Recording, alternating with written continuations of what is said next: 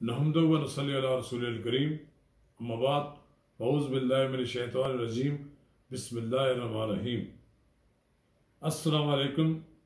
अगर आपने मेरा यूट्यूब चैनल सब्सक्राइब नहीं किया तो बराए करम इसे फौरी तौर पर सब्सक्राइब करें, लाइक करें और अब आपके साथ शेयर करें ताकि जब हम वीडियो लोड करें तो वो सबसे पहले आपके पास पहुंचे। मैंने गुज़श्ता रोज़ ये बात कही थी कि जहाँ मैं सियासी मौज़ूआत पर अपने तज्ज़ियात पेश करता था, अब मैं पार्लियामेंट की डायरी भी बाकायदगी के साथ यूट्यूब पर लोड किया करूँगा। जैसा कि गुज़श्ता रोज़ मैंने पार्लियामेंट की डायरी में सेनेट की कार्रवाई के बारे में बात की थी, आज मैं बात करूँगा पार्लियामेंट की पब्लिक अकाउंट्स कमेटी का इजलास और सेनेट की मजलिस कहमा बराए तवानाई के इजलास। पहली बात तो यह है कि जब से राना तनवीर हुसैन ने पब्लिक अकाउंट्स कमेटी की चेयरमैनशिप संभाली है, उन्होंने बहुत तेज़ी के साथ इसका काम किया है, क्योंकि कोरोना के बायस बहुत सी एक्टिविटीज़ तकरीबन बंद हो गई थी। अब भी पब्लिक अकाउंट्स कमेटी के बाकायदगी के साथ इजलास हो रहे हैं, राना तनवीर पूरी तवज्जो दे रहे हैं। पब्लिक अकाउंट्स कमेटी का एक मायार रहा है, जब तक Chaudhry Nisar Ali Khan public accounts committee के चेयरमैन रहे हैं, उनका एक दबदबा था। उन्होंने एक अपना वकार बनाया था। बड़े बड़े अफसर पब्लिक अकाउंट्स कमेटी के सामने पेश होने से डरते थे, कब कभी तारी हो जाती थी। कई लोग कोई ना कोई बहाना बनाकर पब्लिक अकाउंट्स कमेटी के सामने पेश होने से गुरेज करते थे। जाहिर है उन जैसा पब्लिक अकाउंट्स कमेटी का चेयरमैन शायद ही मिला हो। माजी में और भी लोग रहे हैं, उन्होंने अपने काम किए हैं।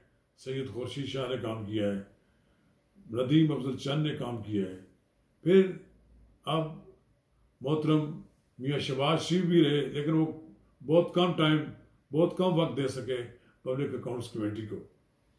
फिर जब से मियाँ शहबाज शरीफ ने पब्लिक अकाउंट्स कमेटी की चेयरमैनशिप छोड़ी तो हुकूमत ने राना तनवीर जैसे मुतदिल मिजाज लीडर को कबूल कर लिया। लेकिन राना तनवीर हुसैन एक बड़े पढ़े लिखे और बड़े मामलात को समझने वाले लीडर हैं। उन्होंने पिछले चंद माह के दौरान पब्लिक अकाउंट्स कमेटी के इजलासों को बड़ी खूबसूरती से चलाया। जो आज का इजलास था, इस इजलास में फिलहाल तो NHA के 2 कॉन्ट्रैक्टर्स की अदायगियों से मुतल्लिक 1 अरब रुपये से ज़ायद के इनकम टैक्स की कटौती न करने का मामला ज़ेर बहस था। वो उस मामला में तो PSC में बताया गया कि हम टैक्स नहीं काट सकते थे, इनको टैक्स से सस्ता हासिल है। ये मसला अब FER ने हासिल करना है। दूसरी जो बड़ी बात हुई है वो ये है कि ऑर्डर टू कॉम ने ब्रॉडशीट केस के मुतल्लिक मामले की इंक्वायरी के मुतल्लिक 2 हफ्ते मांग लिए हैं। पब्लिक अकाउंट्स कमेटी ने ऑर्डर टू कॉम से कहा था कि आप ब्रॉडशीट केस के बारे में हमें तफसीलात आगाह करें। ज़ाहिर है अब ये मामला दोबारा आएगा पब्लिक अकाउंट्स कमेटी में। ब्रॉडशीट केस के बारे में हुकूमत ने भी अपनी एक नई दुकान खोल ली है और वो उसमें अपने आप को बचाने के लिए एक कमेटी बना दी है। ये पार्लियामेंट से बालातर एक कमेटी बना दी है।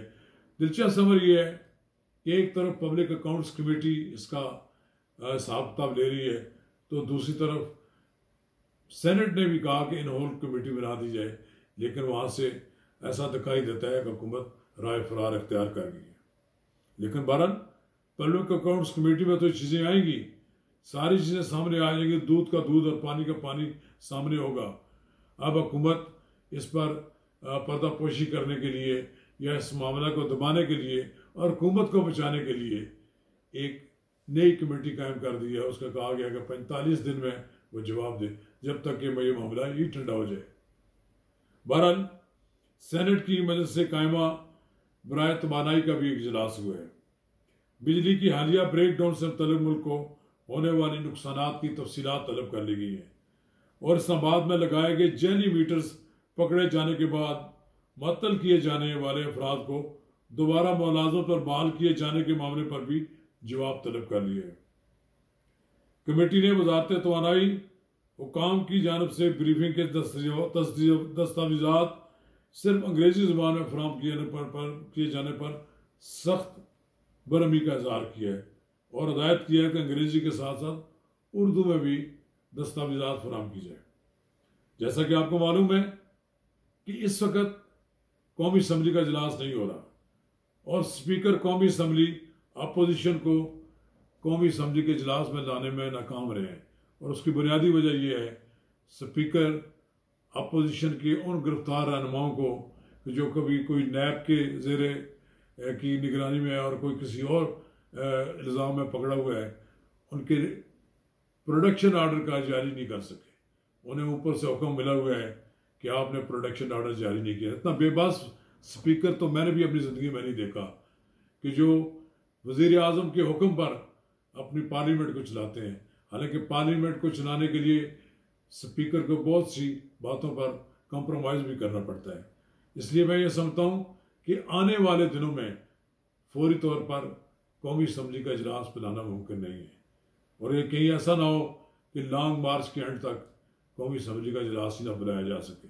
फिर ये ऐसा भी ना हो कि वज़ीर आज़म दबाव में आकर इस पूरी असम्बली को ही तहलील कर दें, सेनेट को। सेनेट ये मेरा ख्याल ये है कि सेनेट के इंतखाबात तक तो फौरी तौर पर शायद कुछ ना हो, लेकिन सेनेट के इंतखाबात के बाद मुमकिन है वज़ीर आज़म इस दबाव से निकलने के लिए कौमी असम्बली तहलील कर दें या फिर खुद ही मुस्तफ़ी हो जाएं।